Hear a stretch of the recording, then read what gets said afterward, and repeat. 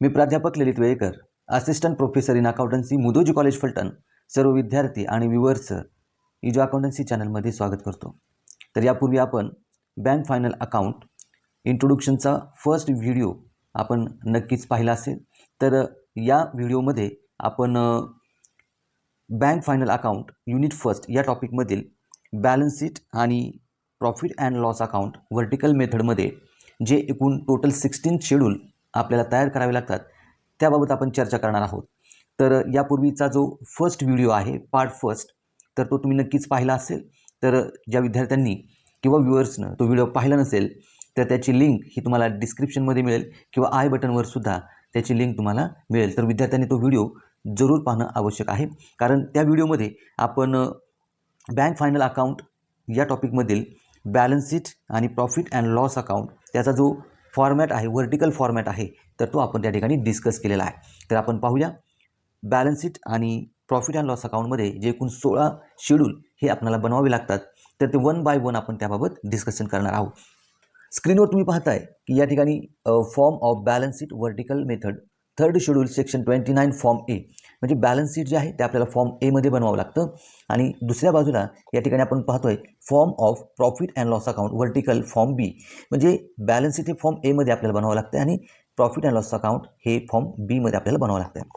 तर बॅलन्स शीटमध्ये एकूण 12 शेड्यूल्स हे आपल्याला बनावे लागतात. तर ते आपण यापूर्वीच्या व्हिडिओमध्ये डिस्कस केलेलं आहे. आणि प्रॉफिट अँड लॉस अकाउंटमध्ये आपल्याला एकूण चार टोटल शेड्यूल बनवायचे आहेत, ज्यामध्ये interest earn schedule number 13, other income schedule number 14, आणि त्यानंतर एक्सपेंडिचरमध्ये ऑपरेटिंग एक्सपेन्सेस किंवा इंटरेस्ट एक्सपेंडेड शेड्यूल नंबर 15 आणि प्रोव्हिजन अँड कंटिजेन्सीज शेड्यूल नंबर 16. तर यामध्ये बघा थोडंसं आपण याबाबत थोडंसं आणखी डिस्कस करूया की बघा हा बॅलन्स शीटचा फॉर्मॅट आहे, ज्याच्यामध्ये कॅपिटल अँड लायबिलिटीज, ज्यामध्ये आपल्याला एकूण 5 शेड्यूल हे बनवायचे आहेत त्यांची टोटली. त्यानंतर असेट, त्यामध्ये एकूण 6 ते 11 ही शेड्यूल येतील, 6 शेड्यूल येतील आणि त्याची टोटल येईल. आणि शेवटी कंटिंजंट लायबिलिटीज आणि बिल्स फॉर कलेक्शन याचा शेड्यूल नंबर 12 किंवा 12 नंबरचं शेड्यूल आपल्याला या ठिकाणी बनवायचं आहे. म्हणजे 1 ते 12 शेड्यूल हे बॅलन्स शीटमध्ये येतील आणि 13 ते 16 हे 4 शेड्यूल हे बँक प्रॉफिट अँड लॉस अकाउंटमध्ये येतील. तर यामध्ये बघा बॅलन्स शीट जर आपण यामध्ये पाहिलं तर सुरुवातीला आपण कॅपिटल अँड लायबिलिटीजमध्ये कॅपिटल घेतो, बरोबर आहे, आणि हे कॅपिटलचं शेड्यूल नंबर 1 आहे, बरोबर आहे. तर ह्या शेड्यूल नंबर 1 मध्ये अगोदर आपल्याला शेड्यूल बनवायचे आणि त्या शेड्यूलमध्ये येणारी अमाऊंट ही आपल्याला डायरेक्ट या ठिकाणी लिहायची आहे. ओके, तर या ठिकाणी तुम्ही स्क्रीनवर पाहू शकताय की या ठिकाणी शेड्यूल नंबर 1 जे आहे तर ते या ठिकाणी बघा शेड्यूल नंबर 1 इज कॅपिटल, बरोबर आहे. तर शेड्यूल बनवत असताना स्वतःचे 3 कॉलम आपल्याला बनवायचे आहेत, पर्टिक्युलर, करंट इयर रुपीज आणि प्रिव्हियस इयर रुपीज. आता बघा ज्यावेळी आपण कॅपिटल बॅलन्स शीटला कॅपिटल यामध्ये शेड्यूल नंबर 1 मध्ये करंट इयरची आपल्याला अमाऊंट घ्यायची आहे, मग अशा वेळी आपल्याला पहिल्यांदा हे शेड्यूल तयार करावं लागेल, बरोबर आहे. हे शेड्यूल तयार करावे लागेल. यामध्ये बघा कॅपिटल म्हणल्यानंतर सगळ्या प्रकारचं जे कॅपिटल आहे तर ते कॅपिटल या ठिकाणी आपल्याला घ्यावं लागणार आहे. तर यामध्ये कोणकोणतं कॅपिटल येईल पहा. Authorised capital dash dash shares of rupees dash dash each, म्हणजे authorised capital number of shares at of rupees number of किंवा त्याला आपण अमाऊंट असं म्हणूया, इच अमाऊंट. ओके, त्यानंतर ॲथोराइज्ड कॅपिटल झाल्यानंतर पुढे आहे इश्यूड कॅपिटल, बरोबर आहे, नंबर ऑफ शेअर्स आणि त्याची अमाऊंट. त्यानंतर सबस्क्राईब्ड कॅपिटल नंबर ऑफ शेअर्स आणि त्याची अमाऊंट. त्याबरोबर called up capital number of shares आणि त्याची अमाऊंट, बरोबर आहे. म्हणजे ॲथोराइज्ड कॅपिटलची अमाऊंट या ठिकाणी करंट इयरमध्ये येईल, इश्यूड कॅपिटलची अमाऊंट करंट इयरमध्ये येईल, सबस्क्राईब्ड कॅपिटलची अमाऊंट करंट इयरमध्ये येईल, कॉल्ड अप कॅपिटलची अमाऊंट करंट इयरमध्ये येईल, आणि त्यामधून आपण कॉल्स इन ॲरियर्स लेस करतो. म्हणजे हे बुडीत कॉल्स आहेत. म्हणजे बघा ॲथोराइज्ड कॅपिटल, त्यानंतर इश्यूड कॅपिटल. ॲथोराइज्ड कॅपिटल म्हणजे कंपनीचं अधिकृत भांडवल, जे मॅक्झिमम कॅपिटल जे आहे ते कंपनीला रिक्वायरमेंट आहे किंवा कंपनी एवढं भांडवल हे उभारण्याचं या ठिकाणी निश्चित करते, त्याला आपण ॲथोराइज्ड कॅपिटल म्हणतो. त्यानंतर इश्यूड कॅपिटल जे आहे, इश्यूड म्हणजे काय, एकूण ॲथोराइज्ड कॅपिटलमधून कंपनीनं किती इश्यू केलेले आहेत ओपन मार्केटमध्ये ते शेअर्स या ठिकाणी येते. त्यानंतर सबस्क्राईब कॅपिटल म्हणजे इश्यूड कॅपिटलपैकी किती पब्लिक, म्हणजे किती पब्लिकनं या ठिकाणी हे शेअर्स खरेदी केलेले आहेत त्याला आपण सबस्क्राईब कॅपिटल म्हणतो. त्यानंतर कॉल्ड अप कॅपिटल ज्याच्यामध्ये कंपनीनं हे कॉलच्या स्वरूपामध्ये हे कॅपिटल कलेक्ट केलेलं असतं, त्याला आपण कॉल्ड अप कॅपिटल म्हणतो, ज्याच्यामध्ये application money, allotment money, first call, second call, final call अशा प्रकारचे सगळे कॉलची अमाऊंट ज्यावेळेस बँकेकडे येते त्याला आपण कॉल्ड अप कॅपिटल असं म्हणतो, त्याची अमाऊंट येईल. आणि यामधून आपण लिस्ट काय करतो, कॉल्स इन ॲरियर्स, म्हणजे ज्यांनी शेअर्स खरेदी केलेले आहेत त्यामध्ये फर्स्ट कॉल, सेकंड कॉल आणि फायनल कॉलची अमाऊंट ज्या ॲप्लिसिएंटनी दिलेली नाही त्याला आपण कॉल्स इन ॲरियर्स असं म्हणतो. आणि त्यामध्ये ॲड आपण करणार फॉरफिटेड शेअर, म्हणजे ज्या ॲप्लिसिएंटनं first call, second call, final कॉलची अमाऊंट ही बँकेला शेअरची अमाऊंट बँकेला जर दिली नसेल तर ती अमाऊंट जी आहे किंवा ते शेअर्स आहेत, इश्यू केलेले शेअर्स, ती कंपनी काय करते, फॉरफिट करते किंवा जप्त करते, ते आपल्याला यामध्ये ॲड करावे लागतील. ओके. आणि या सगळ्यांची जी टोटल येईल ती टोटल आपण पेड अप कॅपिटलमध्ये या ठिकाणी टोटल करून इथं जी येणारी टोटल आहे, या ठिकाणी येणारी टोटल ही डायरेक्ट आपण इथं स्क्रीनवर पाहू शकतो. बॅलन्स शीटमध्ये तिथं कॅपिटल आहे, शेड्यूल नंबर 1 या ठिकाणी ही अमाऊंट येणार आहे. बरोबर आहे. आता यानंतर पुढे बघा, reserve and surplus schedule number 2 आहे. तर 2 नंबरचं शेड्यूल आपल्याला बनवायचं आहे, रिझर्व्ह अँड सरप्लस. तर या ठिकाणी तुम्ही स्क्रीनवर बघू शकता schedule number 2 reserve and surplus. तर कॅपिटल नंतर रिझर्व्ह अँड सरप्लस, इथे सगळ्या प्रकारचे जे रिझर्व्स आहेत ते रिझर्व्स या ठिकाणी येतात. तर वेगवेगळ्या प्रकारचे रिझर्व्स असतात, ज्याच्यामध्ये कॅपिटल रिडम्पशन रिझर्व्ह असेल, सिक्युरिटीज प्रीमियम रिझर्व्ह असेल, फ्री रिझर्व्स असेल, जनरल रिझर्व्ह असेल किंवा प्रॉफिट अँड लॉस ॲप्रोप्रिएशन अकाउंटचा बॅलन्स असेल. तर हे सगळे रिझर्व्ह जे आहेत ते या ठिकाणी आपल्याला रिझर्व्ह अँड सरप्लसमध्ये आपण शेड्यूल नंबर 2 मध्ये घेतो. पण एक लक्षात घ्या, हे जे शेड्यूल आहे हे बनवत असताना आपल्याला प्रॉब्लेममध्ये जे काही रिझर्व्ह दिलेले आहेत तर ते रिझर्व्ह आपल्याला या ठिकाणी घ्यायचे आहेत. तर इथं जे आहे ते टोटल रिझर्व्ह आपल्याला दिलेले आहेत, म्हणजे हे विद्यार्थ्यांना माहीत असणं आवश्यकच आहे की रिझर्व्ह अँड सरप्लसमध्ये कोणते रिझर्व्हस येतील आणि प्रॉब्लेममध्ये आपल्याला कोणते रिझर्व्ह दिलेले आहेत तर ते आपण क्लासिफाईड करून या ठिकाणी त्याची अमाऊंट घेऊ शकतो. तर स्क्रीनवर तुम्ही बघू शकताय रिझर्व्ह अँड सरप्लस यामध्ये एकूण 5 प्रकारचे रिझर्व्स येतील, ज्यामध्ये स्टॅट्युटरी रिझर्व्ह आहे, याच्यामध्ये त्याचा opening balance, additional during the इयरची अमाऊंट आणि डिडक्शन ड्युरिंग द इयरची अमाऊंट. आपल्याला माहिती एकूण प्रॉफिटमधून 25% एवढी अमाऊंट आपल्याला स्टॅट्युटरी रिझर्व्हमध्ये ही ट्रान्सफर करावी लागते. तर तो स्टॅट्युटरी रिझर्व्ह आपल्याला रिझर्व्ह अँड सरप्लस या ठिकाणी शेड्यूलमध्ये घ्यावी लागेल. दुसरा रिझर्व्ह आहे कॅपिटल रिझर्व्ह, ज्याच्यामध्ये opening balance, additional during the year आणि डिडक्शन ड्युरिंग द इयर त्याची अमाऊंट आपण या ठिकाणी घेऊया. त्यानंतर थर्ड रिझर्व्ह आहे शेअर प्रीमियम रिझर्व्ह, ज्यामध्ये त्याचा opening balance, addition during the इयरची अमाऊंट आणि डिडक्शन ड्युरिंग द इयरची अमाऊंट. 4 नंबरचा रिझर्व्ह आहे रेव्हेन्यू अँड अदर रिझर्व्स, त्याच्यामध्ये त्याचा opening balance, additional during the year आणि डिडक्शन ड्युरिंग द इयर. ह्या सगळ्या ट्रीटमेंट आपल्याला या शेड्यूलमध्ये करायच्या आहेत. आणि 5व्या नंबरचा जो बॅलन्स आहे किंवा रिझर्व्ह आहे तो म्हणजे balance in profit and loss account. Okay, त्याची अमाऊंट या ठिकाणी येईल. आणि मग हे जे सगळे रिझर्व्ह आहेत या सगळ्या रिझर्व्हची टोटल आपण या ठिकाणी करणार आणि हीच टोटल आपण या ठिकाणी प्रॉफिट अँड लॉस अकाउंटमध्ये reserve and surplus schedule number 2च्या समोर या ठिकाणी घेणार. बरोबर आहे. म्हणजे एक लक्षात घ्या, एक तर तुम्हाला हा फॉर्मॅट जो आहे बॅलन्स शीटचा तो परफेक्ट माहीत पाहिजे, त्याचे परफेक्ट शेड्यूल तुम्हाला माहीत पाहिजे आणि त्यानुसार हे प्रॉपर सेपरेट शेड्यूल आपल्याला बनवायचे आहेत आणि येणारी अमाऊंट डायरेक्ट आपल्याला या ठिकाणी मेन्शन करायची आहे, शो करायची आहे. पुढे आपण पाहूया डिपॉझिट शेड्यूल नंबर 3 मध्ये डिपॉझिट्स. तर यामध्ये 3 प्रकारचे डिपॉझिट आपल्याला मेन्शन करायचे आहेत. तर यामध्ये फर्स्ट डिपॉझिट आहे डिमांड डिपॉझिट, म्हणजे मागणी केल्याबरोबर त्याची जी रक्कम आहे ती बँका परत करतात, त्याच्यामध्ये फ्रॉम बँक्स आणि फ्रॉम अदर बँक्स. ओके, त्याची अमाऊंट या ठिकाणी. दुसऱ्या प्रकारचे डिपॉझिट आहे सेव्हिंग बँक डिपॉझिट्स, म्हणजे जे काही कस्टमरचे सेव्हिंग बँक्स डिपॉझिट्स आहेत त्याची अमाऊंट या ठिकाणी येईल. आणि थर्ड डिपॉझिट आहे टर्म डिपॉझिट, त्याच्यामध्ये फ्रॉम बँक्स आणि फ्रॉम अदर्स. ओके, म्हणजे डिमांड डिपॉझिट मागणी केल्याबरोबर त्या डिपॉझिटची अमाऊंट आपल्याला द्यावी लागते. सेव्हिंग बँक डिपॉझिट आणि टर्म डिपॉझिट 3 प्रकारची डिपॉझिटची अमाऊंट घेऊन त्याची टोटल आपण या ठिकाणी घेणार आणि ही येणारी टोटल बॅलन्स शीटच्या डिपॉझिटमध्ये शेड्यूल नंबर 3 मध्ये आपण या ठिकाणी त्या अमाऊंट मेन्शन करणार. त्यानंतर खाली borrowings schedule number 4. Okay, borrowing schedule number 4. तर यामध्ये काय काय येईल बघा ते आपण पाहूया बॉरोविंग्समध्ये. तर या ठिकाणी आपण पाहतोय टोटल शेड्यूल नंबर 4 यामध्ये बॉरोविंग्स हे शेड्यूल आहे. आता याच्यामध्ये 2 प्रकारचे बॉरोविंग्स येतील. बॉरोविंग्स म्हणजे कर्ज असा त्याचा अर्थ होतो. तर बघा बॉरोविंग्स इन इंडिया, तर हे भारतामध्ये घेतलेली बॉरोविंग्स आहेत, कर्ज आहे, ज्याच्यामध्ये रिझर्व्ह बँक ऑफ इंडिया जर समजा बँकेनं रिझर्व्ह बँकेकडून बॉरो केलं असेल, कर्ज घेतलं असेल तर त्याची अमाऊंट या ठिकाणी.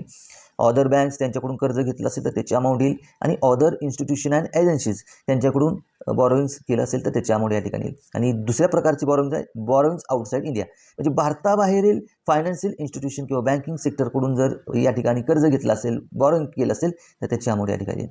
म्हणजे एक तर बॉरोइंग्स इन इंडिया आणि बॉरोइंग्स आउटसाईड इंडिया, त्याची टोटल करून या ठिकाणी आपण टोटल मेन्शन करून ते आपण बॅलन्स शीटला शेड्यूल नंबर 4 या ठिकाणी आपण पाहतोय बॉरोइंग्समध्ये या ठिकाणी अमाऊंट येईल. आणि 5वं शेड्यूल आहे other liabilities and provisions, schedule number 5. याच्यामध्ये ज्या कंपनीच्या आउटसाईड लायबिलिटीज आहेत, थर्ड पार्टी लायबिलिटीज आहेत, त्या लायबिलिटीज म्हणजे बघा यामध्ये capital, reserve and surplus, deposits ह्या ज्या आहेत त्या प्रायमरी लायबिलिटीज आहेत. आणि बॉरोइंग्स किंवा अदर लायबिलिटीज किंवा प्रोव्हिजन ते थर्ड पार्टी लायबिलिटीज असं आपण म्हटलं तरी चालेल. या थर्ड पार्टी लायबिलिटीज आपण शेड्यूल नंबर 5 मध्ये या ठिकाणी मेन्शन करणार आहोत. तर या ठिकाणी तुम्ही स्क्रीनवर बघताय schedule number 5 other liabilities and provisions. तर त्याच्यामध्ये एकूण 4 प्रकारच्या लायबिलिटीज आणि प्रोव्हिजन्स आहेत, ज्यामध्ये बिल्स पेबल त्याची अमाऊंट येईल, inter office adjustment net credit amount या ठिकाणी येईल, इंटरेस्ट ॲक्रूड त्याची अमाऊंट येईल, आणि अदर्समध्ये इन्क्लुडिंग प्रोव्हिजन्स त्याची अमाऊंट या ठिकाणी येईल. आणि या सगळ्यांची टोटल करून आपण या ठिकाणी बॅलन्स शीटमध्ये अदर लायबिलिटीज अँड प्रोव्हिजन्समध्ये शेड्यूल नंबर 5च्या समोर त्याची आपण अमाऊंट घेणार. तर अशा पद्धतीने हे बॅलन्स शीटमध्ये एकूण 5 शेड्यूल आपल्याला तयार करून त्याची अमाऊंट आपण करंट इयरमध्ये घेणार. आणि मग फायनली हे 5 शेड्यूल झाल्यानंतर त्याची अमाऊंट आपण या ठिकाणी टोटल म्हणून घेणार. ओके, आता हे 5 शेड्यूल झाले, त्याची टोटल केल्यानंतर आपण खाली असेट्स घेणार. म्हणजे बँकेची जेवढ्या काही असेट्स आहेत ते असेट्स या ठिकाणी आपण शो करणार आहोत, ज्याच्यामध्ये cash in hand and balance with RBI, म्हणजे RBIकडे बँकेची कॅश इन हँड किंवा बॅलन्स जो आहे RBIकडला, त्यासाठी आपण शेड्यूल नंबर 6 या ठिकाणी तयार करणार आहोत. तर या ठिकाणी तुम्ही पाहताय की schedule number 6 cash and balance with reserve Bank of India. तर त्याच्यामध्ये बघा काय म्हटलं आहे, कॅश इन हँड म्हणजे बँकेकडे असणारी जी कॅश आहे, इन्क्लुडिंग फॉरेन करन्सीज, म्हणजे इंडियन करन्सीज आणि फॉरेन करन्सीज अशा दोन्ही प्रकारची करन्सी जर कॅश स्वरूपामध्ये त्यांच्याजवळ असेल तर त्याची अमाऊंट या ठिकाणी येईल. त्यानंतर बॅलन्सेस विथ RBI, ज्याच्यामध्ये करंट अकाउंट आणि अदर अकाउंटची अमाऊंट या ठिकाणी येईल. त्याची टोटल करून ही टोटल येणारी टोटल आपण शेड्यूल नंबर 6 म्हणजे cash and balance with reserve Bank of India त्याची अमाऊंट जी आहे ते आपण शेड्यूल नंबर 6च्या समोर मेन्शन करणार. पुढे बघा balance with other banks, balance with other banks money at call and short notice, त्याचं शेड्यूल आपण 7 नंबरचं शेड्यूल आपण या ठिकाणी बनवणार आहोत. तर पाहूया हे शेड्यूल 7 नंबरचं कशा पद्धतीने आपण तयार करू. या ठिकाणी पाहूया schedule number 7 balances with bank and money at call and short notice. आणि सगळ्यात महत्त्वाचं काय, हे जे शेड्यूलची जी टायटल आहे ही टायटल कंपल्सरी आपल्याला द्यायचंच आहे. तर याच्यामध्ये बघा 2 प्रकारची बॅलन्स आणि मनी ॲट कॉल किंवा शॉर्ट नोटीस असतील. ज्याच्यामध्ये फर्स्ट बॅलन्सेस विथ बँक, म्हणजे बँकेकडे असणारे बॅलन्सेस, याच्यामध्ये ए इन करंट अकाउंटमधले सगळे बॅलन्सेस येतील, बी इन अदर डिपॉझिट अकाउंटचे बॅलन्सेस त्याची अमाऊंट आपण या ठिकाणी मेन्शन करणार. आणि second money at call and short notice, ज्याच्यामध्ये विथ बँक आणि विथ अदर इन्स्टिट्यूशन त्याची अमाऊंट घेऊन त्याची एकूण टोटल करून आपण शेड्यूल नंबर 7 या ठिकाणी balance with other banks money at call and short notice schedule number 7च्या समोर या ठिकाणी अमाऊंट मेन्शन करणार. पुढे आहे investment is asset. Okay, schedule number 8 त्याच्यामध्ये कोणकोणत्या प्रकारची इन्व्हेस्टमेंट येते ते आपण शेड्यूलमध्ये पाहूया. तर या ठिकाणी बघा शेड्यूल नंबर 8 इन्व्हेस्टमेंट. ओके, तर त्याच्यामध्ये कोणकोणती इन्व्हेस्टमेंट येईल, investment in India his first and second investment outside of India, म्हणजे भारतामध्ये केलेली इन्व्हेस्टमेंट आणि भारताबाहेर केलेली इन्व्हेस्टमेंट. भारतामध्ये केलेली इन्व्हेस्टमेंट यामध्ये फर्स्ट गव्हर्नमेंट सेक्युरिटीजमध्ये केलेली investment, second other approved securities, third shares, fourth debenture and bonds, 5 subsidiaries and or joint व्हेंचर्समध्ये केलेली investment, and 6 other to be specified, जी काय ऑदर इन्व्हेस्टमेंट असेल ती आपण या ठिकाणी 1 बाय 1 मेन्शन करणार. आता याच्यामध्ये नेक्स्ट काय, इन्व्हेस्टमेंट आउटसाईड इन इंडिया, भारताबाहेर केलेली investment. First one is government securities, second one is subsidiaries and or joint venture abroad, and third one is last one is other investment to be specified. म्हणजे एकतर याच्यामध्ये आपल्याला 2 प्रकारचे investment घ्यायचे, एक भारतामध्ये केलेली इन्व्हेस्टमेंट आणि दुसरी आहे भारताच्या बाहेर केलेली इन्व्हेस्टमेंट, आणि त्याच्या अमाऊंट मेन्शन करून त्याची एकूण टोटल करून हे आपण शेड्यूल नंबर 8 इन्व्हेस्टमेंटमध्ये या ठिकाणी आपण मेन्शन करणार आहोत. इन्व्हेस्टमेंट शेड्यूल नंबर 8 या ठिकाणी त्याची अमाऊंट येईल. नेक्स्ट आहे ॲडव्हान्सेस शेड्यूल नंबर 9. ओके, तर आता बँका किती प्रकारचे किंवा कोणत्या प्रकारचे ॲडव्हान्सेस देतात, ॲडव्हान्सेस इज असेट. ओके, तर हे आपण शेड्यूलच्या माध्यमातून बघूया.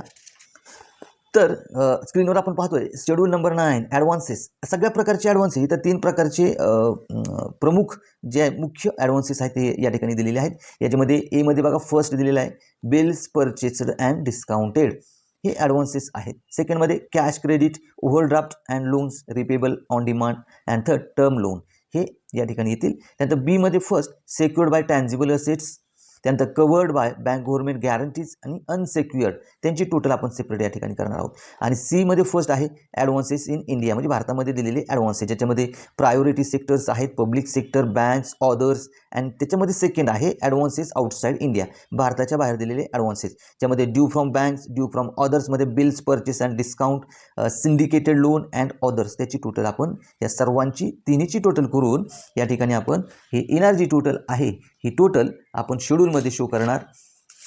या ठिकाणी आपण पाहू शकतो ॲडव्हान्सेसमध्ये शेड्यूल नंबर 9 मध्ये या ठिकाणी टोटल येईल. त्यानंतर पुढे आहे next fixed assets, schedule number 10. Okay, तर या शेड्यूलमध्ये कोणकोणत्या फिक्स्ड असेट आहेत ते आपल्याला माहीत आहे. तर ते सगळ्या फिक्स्ड असेट जे आहेत ते आपण शेड्यूल नंबर 10 मध्ये मेन्शन करणार आहोत. तर या ठिकाणी बघा शेड्यूल नंबर 10 फिक्स्ड असेट्स, तर याच्यामध्ये दोन प्रकारचे फिक्स्ड असेट्स आहेत. एक प्रिमायसेस म्हणजे at cost on 31 March of the proceeding year, additional during the year, deduction during the year and depreciation to date, म्हणजे याच्यामध्ये प्रिमायसेस येतील. सेकंडमध्ये ऑदर फिक्स्ड असेट, ज्याच्यामध्ये इन्क्लुडिंग फर्निचर अँड फिक्चर्स येतील. मग त्यांची ॲट कॉस्ट 31 मार्च बरोबर आहे, इयर एंडिंगची प्रोसिडिंग इयरची या ठिकाणी अमाऊंट येईल. त्याच्यामध्ये आपण ॲडिशन करणार ड्युरिंग द इयरची अमाऊंट, त्यामधून डिडक्शन करणार ड्युरिंग द इयरची अमाऊंट आणि डिप्रिसिएशन. ओके, आणि हे सगळं कॅल्क्युलेशन केल्यानंतर येणारी जी टोटल आहे ते आपण फिक्स्ड असेट्समध्ये या ठिकाणी शेड्यूल नंबर 10 मध्ये मेन्शन करणार. आणि शेवटी येतात other assets. Okay, schedule number 11. तर यामध्ये आपण ऑदर असेट्स बघूया कोणकोणते आहेत. तर तुम्ही पाहताय शेड्यूल नंबर 11 ऑदर असेट्स, त्याच्यामध्ये एकूण 6 प्रकारच्या असेट्स आहे ऑदर असेट, ज्याच्यामध्ये inter office adjustment, net debit balance, interest accrued, tax paid in advance and tax deducted at source, stationery and stamps, non banking assets, acquire in satisfaction of claim आणि others, या सगळ्यांची total करून एकूण total जी येणारी आहे ते आपण other असेट्समध्ये schedule number 11 मध्ये किंवा शेड्यूल नंबर 11 मध्ये या ठिकाणी मेन्शन करणार. तर अशा पद्धतीनं कॅपिटल आणि लायबिलिटीचे 5 शेड्यूल आणि असेटमध्ये 6 ते 11चे हे 6 शेड्यूल यांची या ठिकाणी आपण असेटची टोटल या ठिकाणी करणार आहोत. म्हणजे कॅपिटल आणि लायबिलिटीच्या 5 शेड्यूलची सेपरेट टोटल या ठिकाणी येईल आणि असेटमध्ये 6 ते 11 या 6 शेड्यूलची सेपरेट टोटल या ठिकाणी येईल. आणि मग शेवटी कंटिंजेंट लायबिलिटीज आणि bills for collection schedule number 12 हे सेपरेट आपल्याला या ठिकाणी बॅलन्स शीटला मेन्शन करायचं आहे. तर एक लक्षात घ्या, इथं जे आपण कॅपिटल आणि लायबिलिटीची टोटल केलेली आहे आणि असेटची टोटल केलेली आहे या दोन्हीची टोटल ही इक्वल आली पाहिजे, बरोबर आहे. आणि शेवटी या दोन्हीची टोटल इक्वल आल्यानंतरही आपल्याला कंटिंजेंट लायबिलिटीज आणि bills for collection schedule number 12 त्याची अमाऊंट या ठिकाणी घ्यायची आहे. तर या ठिकाणी शेड्यूल नंबर 12 मध्ये कोणते ट्रान्झॅक्शन येतील ते आपण या ठिकाणी पाहूया. शेड्यूल नंबर 12 मध्ये कंटिंजेंट लायबिलिटीज आपल्याला शो करायच्या आहेत. यामध्ये 6 प्रकारच्या कंटिंजेंट लायबिलिटीज आपल्याला या ठिकाणी शो करायच्या आहेत. याच्यामध्ये फर्स्ट आहे claim against the bank not acknowledge as debts. Second आहे liability for partly paid investment. Third आहे liability on account of outstanding forward exchange contracts. 4 नंबरला आहे गॅरंटीज गिवन ऑन बिहाल्फ ऑफ कॉन्टिट्युन्ट्स. आणि 5 नंबरला आहे acceptance, endorsement and other obligations. आणि 6 नंबरला आहे other items for which the bank is contingently liabilities. Okay, तर या सगळ्यांची टोटल करून एकूण येणारी जी टोटल आहे ते आपण बॅलन्स शीटला शेवटी schedule number 12 contingent liabilities bills for collection याच्यामध्ये त्याची अमाऊंट या ठिकाणी येईल. आता यानंतर आपल्याला form of profit and loss account vertical format form बीमध्ये आपल्याला एकूण 4 शेड्यूल बनवायचे आहेत. तर त्याच्यामध्ये आपल्याला माहिती आहे की प्रॉफिट अँड लॉस अकाउंट हे इन्कम आणि एक्सपेंडिचरशी संबंधित आहे. तर सुरुवातीला आपल्याला इन्कम्स घ्यायचे आहेत, म्हणजे बँकेचे जेवढे काही इन्कम्स आहेत ते इन्कम्स या ठिकाणी आपल्याला मेन्शन करायचे आहेत. तर त्याच्यामध्ये इन्कमच्या हेडमध्ये हेड अंडर इंटरेस्ट अर्न, म्हणजे बँकेला जो काही इंटरेस्ट अर्न झालेला मिळालेला आहे त्याचं सेपरेट शेड्यूल आपल्याला शेड्यूल नंबर 13 मध्ये मेन्शन करायचं आहे. तर इंटरेस्ट अर्न शेड्यूल नंबर 13 मध्ये कोणते ट्रान्झॅक्शन येतील ते आपण पाहूया. तर या ठिकाणी पहा शेड्यूल नंबर 30 इंटरेस्ट अर्न, ज्याच्यामध्ये एकूण 5 प्रकारचे इंटरेस्ट हे बँकेला मिळतील. ज्याच्यामध्ये interest, discount on advances and bills. सेकंडमध्ये इन्कम ऑन इन्व्हेस्टमेंट, म्हणजे बँकेने जर इन्व्हेस्टमेंट केलेली असेल तर त्याच्यामध्ये मिळणारा इन्कम.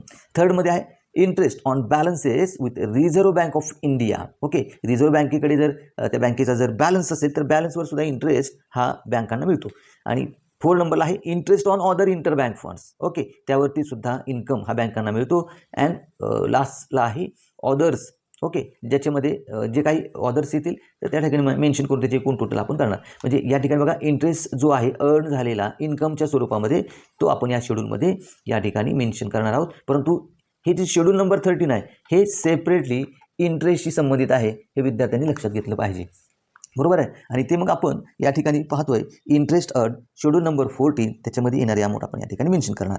त्यानंतर अदर इन्कम्स म्हणजे इंटरेस्ट वगळून इतर जर इन्कम हे बँकेला होत असतील तर ते इन्कम अदर इन्कम आपण शेड्यूल नंबर 40 मध्ये या ठिकाणी घेणार आहोत. ओके, तर शेड्यूल नंबर 40 मध्ये कोणते अदर इन्कम येतात ते आपण पाहू.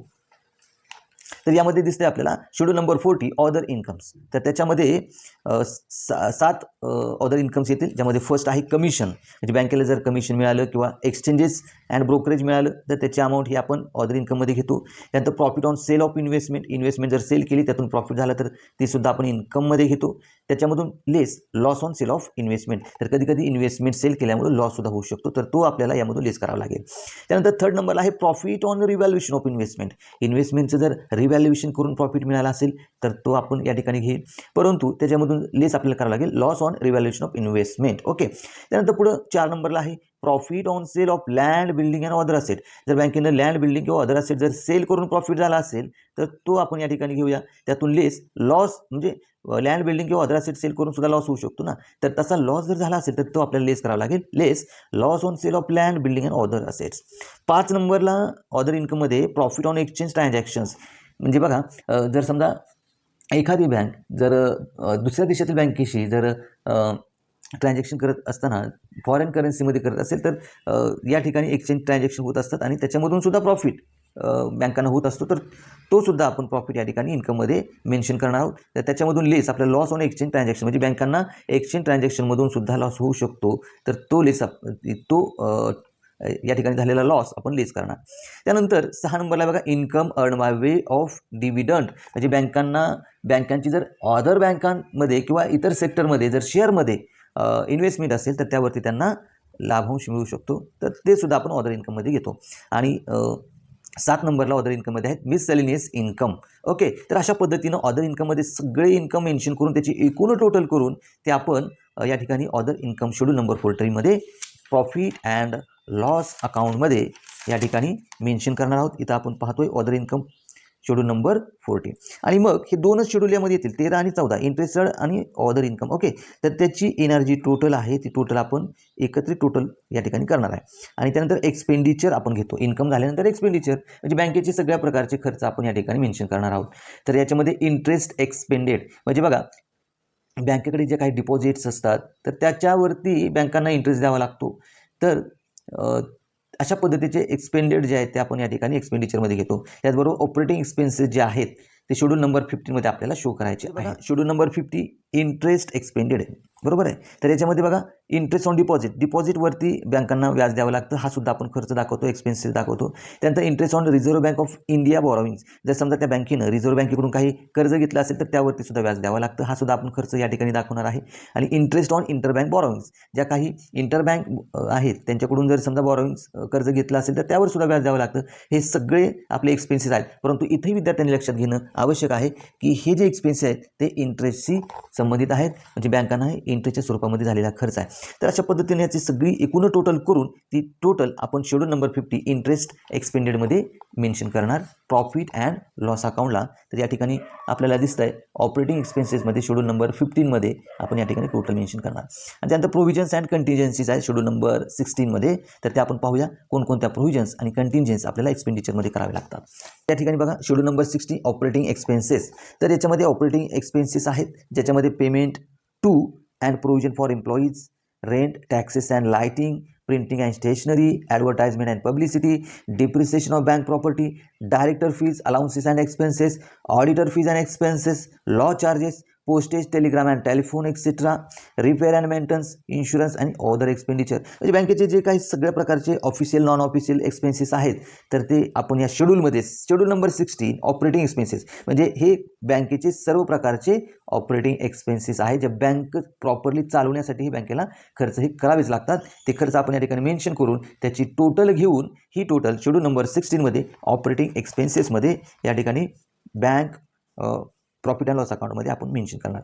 तर अशा पद्धतीने 15 आणि 16 दोन शेड्यूल आपल्याला बनवायचे आहेत एक्सपेंडिचरमध्ये आणि मग त्याची एकूण टोटल आपल्याला या ठिकाणी करायचे आणि मग हे शेड्यूल बनवण्याचं काम आपलं या ठिकाणी संपतं. ओके, हे 16 शेड्यूल आपण बनवून त्याची अमाऊंट या ठिकाणी बॅलन्स शीट आणि प्रॉफिट अँड लॉस अकाउंटला घेतल्यानंतर पुढं आपल्याला प्रॉफिट अँड लॉस म्हणजे प्रॉफिट आणि लॉस हा फाइंड आउट करावा लागतो. ओके, मग याच्यामध्ये profit and loss brought forward opening balance. Okay, म्हणजे जर समजा त्या बँकेचा जर काही फॉरवर्डेड ओपनिंग बॅलन्स असेल तर तो या ठिकाणी घ्यावा लागेल आणि शेवटी नेट प्रॉफिट और नेट लॉस करंट इयर चालू वर्षाचा नेट प्रॉफिट किंवा नेट लॉस असेल तर तो आपण या ठिकाणी घेणार. म्हणजे काय, तर इन्कमच्या टोटलमधून एक्सपेंडिचर मायनस केल्यानंतर जी अमाऊंट शिल्लक राहील तर या ठिकाणी ती प्रॉफिट असेल. म्हणजे साहजिकच इथं एक्सपेंडिचरपेक्षा इन्कम जास्त असला पाहिजे. इन्कमची अमाऊंट जास्त असेल एक्सपेंडिचरपेक्षा तर प्रॉफिट होईल किंवा इन्कमपेक्षा एक्सपेंडिचर जर जास्त असेल तर इथं लॉस होणार आहे. हे विद्यार्थ्यांनी लक्षात घेणं आवश्यक आहे. आणि मग इथं नेट प्रॉफिट किंवा नेट लॉस आहे करंट इयरचा त्याची टोटल या ठिकाणी येईल आणि शेवटी आपल्याला महत्त्वाचं काय ॲप्रोप्रिएशन हे मेन्शन करावेच लागतात. याच्यामध्ये काय काय आपल्याला मेन्शन करायचं आहे तर 25% ट्रान्सफर टू स्टॅट्युटरी रिझर्व्ह. म्हणजे इथं जो आपण नेट प्रॉफिट जो काढलेला आहे त्यातीलच 25% आपल्याला स्टॅट्युटरी रिझर्व्हला ट्रान्सफर करायचे आहेत अमाऊंट. ओके, पुढे आहे ट्रान्सफर टू अदर रिझर्व्ह. जर इतर प्रकारचे रिझर्व्स असतील तर तेही आपल्याला ट्रान्सफर करावे लागतील. त्यानंतर स्टॅट्युटरी रिझर्व्ह आणि अदर रिझर्व्ह ट्रान्सफर केल्यानंतर आपल्याला प्रपोज्ड डिव्हिडंड किंवा इंटरिम डिव्हिडंड पेड करायचा आहे. ओके, आणि मग राहिलेली जी अमाऊंट आहे ते आपण balance carried over to balance शीटला आपण येणारी अमाऊंट कॅरीड ओव्हर या ठिकाणी करणार आणि मग त्याची शेवटी टोटल येईल. तर अशा पद्धतीनं हे बॅलन्स शीटचे 12 शेड्यूल आणि प्रॉफिट अँड लॉस अकाउंटचे 4 शेड्यूल 13 ते 16. तर हे विद्यार्थ्यांनी काळजीपूर्वक बघा. परीक्षेमध्ये 16 मार्कासाठी 16 मार्काला यावरती प्रॉब्लेम विचारला जाणार आहे आणि जर एकंदरीत हे बँक फायनल अकाउंटचं जर बेसिक आपल्याला जर समजलं तर आपण या टॉपिकमध्ये unit first bank final account vertical मेथडमध्ये 16 पैकी 16 मार्क्स हे आपण मिळवू शकतो. फक्त विद्यार्थ्यांना हे जे 16 शेड्यूल्स आहेत हे प्रॉपर बनवता आले पाहिजेत. तर त्यासाठी विद्यार्थ्यांनी काळजीपूर्वक हा व्हिडिओ पाहणं आवश्यक आहे आणि त्याच्यामधले जे बारकावे आहेत तेही काळजीपूर्वक या ठिकाणी पाहणं आवश्यक आहे. तर नेक्स्ट व्हिडिओमध्ये आपण बँक फायनल अकाउंटचे जे प्रॅक्टिकल प्रॉब्लेम्स आहेत तर ते आपण पाहणार आहोत. तर जे विद्यार्थी आणि व्ह्यूअर्स आपल्या चॅनलवर नवीन असतील तर त्यांनी चॅनलला सबस्क्राईब करायचं, लाईक करायचं आणि आपल्या मित्रांना शेअर देखील करायचं आहे. तर पाहत राहा अकाउंटन्सी. Thank you so much.